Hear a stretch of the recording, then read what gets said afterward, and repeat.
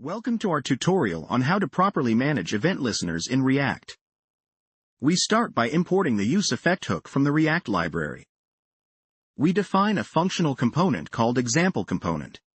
Into this component, we will integrate our event listener logic. Within example component, we use the useEffect hook to handle our side effect, which in this case is listening to the window resize event. We create a function named handle resize. This function will be called every time the browser window is resized. For demonstration purposes, we simply log window resized to the console. Next, we call window add event listener to attach our handle resize function to the resize event of the window object. To prevent memory leaks, we return a cleanup function from the useEffect callback.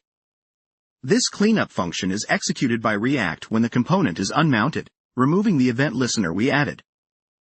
We pass an empty dependency array to useEffect, signaling React to run this effect, and the cleanup function it returns, only once when the component mounts, and once when it unmounts. Finally, the example component returns its JSX layout. This could be any UI relevant to your application.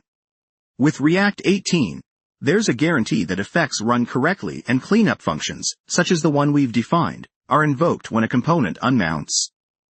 This automatic cleanup helps prevent memory leaks and ensures our components are efficient and bug-free.